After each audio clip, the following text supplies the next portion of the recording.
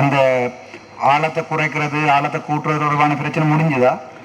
இல்லை, இது கூட்டுறதுக்கோ குறைக்கிறதுக்கோ உடைக்கிறதுக்கோ டிமோலிஷ் பண்ணுறதுக்கோ இல்லை. ஏன்னா இப்போ அந்த எப்படியோ நாங்கள் விரும்பினாலும் விரும்பாவிட்டாலும் கூட அது கட்டப்பட்டு இருக்குது, பல மில்லியன் ரூபாய் செலவழிக்கப்பட்டிருக்கின்றது.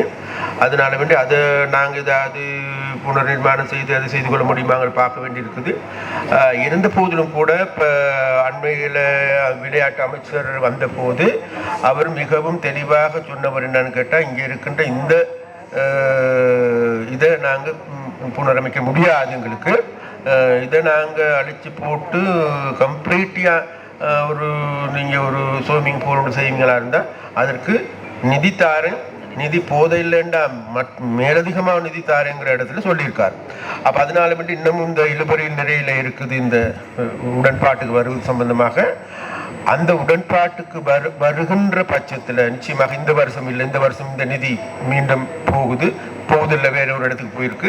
அதனால வந்து அடுத்த வருடம் அந்த புதிதாக அமைக்கப்பட உள்ள ஸ்விம்மிங் பூலுக்கான அனைத்து நிதியும் தருவதாக இன்றைக்கு உறுதியளிச்சிருக்காரு. இந்த வருட நிதி இல்லை, 2025 இல்லை, 26 நிதி அவரோட கதைக்கு அவர் சொன்னவர் பிரதேச மட்டத்தில் கதைச்சு அனுமதி எடுத்து தர சொல்லி தானும் கட்டுறதுக்கு ஓகேன்றவர். அதான் நான் கேட்குறேன்டா கல்வி செயலாளர்கிட்ட கேட்டு பாடசாலை சமூகத்தோடைய கதைச்சு அதனுடைய ஒப்புதல் எடுத்து கொடுக்கணும்ன்றதான் என்னுடைய நோக்கம். அது குழப்பற நோக்கம் இல்லை. அது கல்வி செயலாளர்கிட்ட கேளுங்க, ஓமண்டா அந்த ஒப்புதலை கொடுத்தா கிரியா வேலையை தொடங்கலாம் தானே. அதில் ஒரு விடயம் என்னென்றால், எங்களுக்கு கிடைக்கப்பெற்ற நிதி 30 மில்லியன் ரூபாய் விளையாட்டு பாடசாலையை அபிவிருத்தி செய்வதற்காக யாழ்ப்பாணம் மத்திய கல்லூரிக்கு 30 மில்லியன் கிடைத்தது. அதில் 13 மில்லியன் ரூபாய் அவர்களுடைய விடுதி வசதிகளை புனரமைக்கும், 17 மில்லியன் ரூபாய் ஸ்விம்மிங் பூலை டைவிங் பூலை புனரமைக்க கொண்டு வந்தது. அப்போ அதில் பில்டிங் டிபார்ட்மெண்ட் எங்களுக்கு கடிதம் ஒன்று கடைசியாக இப்போ கடந்த வாரம் அனுப்பியிருக்கிறார்கள். அதில் ஏற்கனவே அந்த டைவிங் பூலை ஸ்விம்மிங் பூலாக மாற்றுறதுக்குரிய டெக்னிக்கல் ஃபெசிலிட்டிஸ் இல்லை. அதை முழுமையாக டிமாலிஷ் பண்ணிவிட்டு புதிதாக ஒரு ஸ்விம்மிங் பூலை தான் கட்டலாம், ஒரு ஆப்ஷன். ரெண்டாவது ஆப்ஷன் இருக்கிற ஸ்விம்மிங் பூலையும் டைவிங் பூலையும் ஒன்றா பாய்க்கலாம்னா இப்போ கௌரவ அமைச்சர் அவர்கள் அதுக்கு அமைச்சு விளையாட்டு திணைக்களம் உடன்படையில். அதால் 2 திட்டத்தையும் இந்த ஒரு 10 நாளுக்கு இல்லை ஒரு 5 நாளுக்கு நடைமுறைப்படுத்த முடியாது. அப்போ நாங்கள் அதில் விடுதி புனரமைப்பை மட்டும் உள்வாங்கி இருக்கிறோம். டைவிங் பூலை இப்போ அதில் புதிதாக ஒரு ஸ்விம்மிங் பூல் அமைக்கிறதாக இருந்தால் அதுக்கு ஒரு பாரிய நிதி வேணும். அந்த 17 மில்லியன் அப்போ என்ன செய்ய போகிறோம்? வேறு தேவைக்கு பயன்படுத்தலைன்னா யாழ்ப்பாணம் மாவட்டத்தில் யாழ்ப்பாணம் மத்திய கல்லூரி மட்டும்தான் இந்த விளையாட்டு பாடசாலையாக வரையறைகள் இருக்குது. அப்போ வேறு ஸ்கூலுக்கும் அதை கொடுக்கல. அதில் வேணுமெண்டா பாஸ்கெட் கோர்ட்லேயோ அல்லது வேறு என்னதுக்காக பாய்க்கலாம். அந்த போயிடுமெண்ட்டுக்கு தான் என்னுடைய கன்சர்ன். அதை நாங்கள் அந்த 17 மில்லியனை பட்ஜெட் லைனை மாற்றி ஒன்றுமே செய்யலாத. அதுக்கு பாடசாலை சங்க அதிபர் எங்களுக்கு 2 நான் கேட்டு நாங்கள் வேறு ஏதாவது ப்ரொப்போசல்னா 2 ப்ரொப்போசல் தான் தந்திருந்தவேல். அப்போ 2ஐயும் நாங்கள் பரிசீலிச்சுன்னா என்ன ஒரு 5 நாளில் இனி அதுக்குரிய எஸ்டிமேட் எடுத்து செய்கிறன்றது மிக கடினம். அப்போ அதில் கௌரவ எங்களுடைய ஒருங்கிணைப்பு குழு தலைவர் சொன்னால் நாங்கள் அடுத்த வருடம் புதிதாக ஒரு ஸ்விம்மிங் பூலை வேறு அதை அப்படியே வச்சுக்கொண்டு புதுசாக ஒரு ஸ்விம்மிங் பூலை கட்டுறதுக்குரிய நிதியை தான் பெற்று அதை அப்படியே வச்சிருக்கிறது ஒரு தீர்வில்லை தானே, அதுக்கு ஏதாவது செய்யத்தானே வேணும். அது நான் நினைக்கிறேன் அந்த காலத்தில் கட்டைகளே டிமாலிஷ் பண்ணி போட்டு அது 2026 பட்ஜெட்டில் போட்டு 27 தான் கட்டுப்படுமா? கார்த்தி நான் சொல்கிறது சரி. இப்போ என்னென்னா இப்போ அது ஃபுல்லாக உடைக்க போனால் அது பிறகு இன்னொரு கதையும் வேணும். அதனால அது மூட அதனால இல்லை என்னென்ன அமைச்சர் அதில் சொல்லியிருந்தவர் இந்த ஸ்விம்மிங் பூலுக்கு திருப்பியும் காசு ஒதுக்கி திருப்பியும் வீணாயிடுது. அதனால இது தொடக்கமே 4 அடியில் இருக்குது.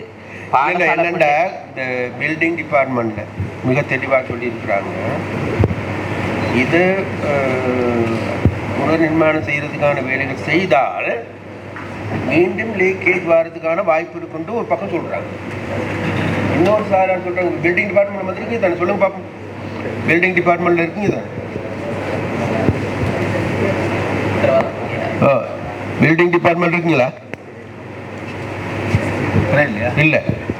அப்போ அதனால அந்த குளிர்படியும் இருக்குது சரியா. அப்போ அதனால அந்த உறுதியான ஒரு வார்த்தை எங்களுக்கு கொடுக்காததன் காரணமாகவும் இந்த இந்த இந்த சென்ட்ரல் காலேஜில் வேலை நிறுத்தப்படுறதுக்கான ஒரு காரணமும் இருக்குது.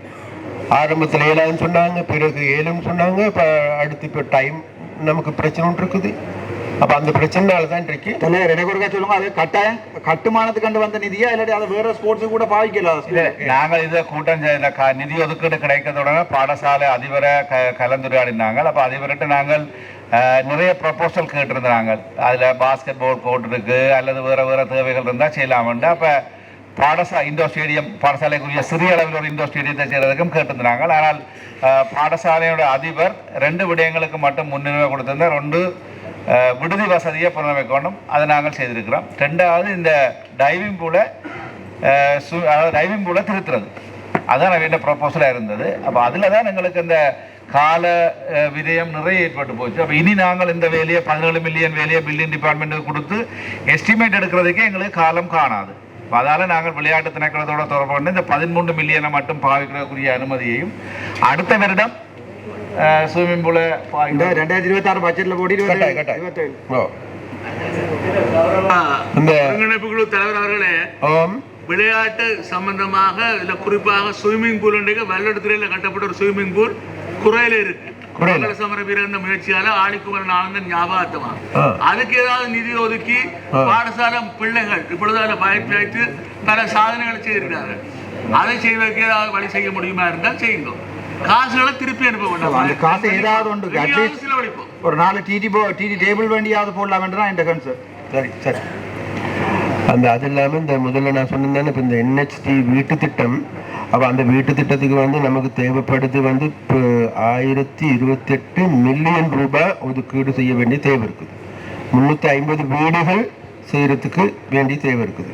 அப்போ இந்த வீட்டு திட்டங்களுக்கு NGOவால் அதுகளை செய்து தாரண்டு சொல்லியிருக்கிறாங்க. அதனால வேண்டி NGOவால் செய்கின்ற, அது அரசு சாரா நிறுவனங்களால் செய்யப்படுகின்ற வீட்டுகளுக்கு இந்த வீடுகளை முன்னுரிமையாக பெற்றுக் கொடுங்கன்ட்டு நாங்கள் விசேடமாக நம்மளோட தவிசாளர்கள் அதே போன்று டிஎஸ் மார்கிட்ட கேட்டுக்கோம்.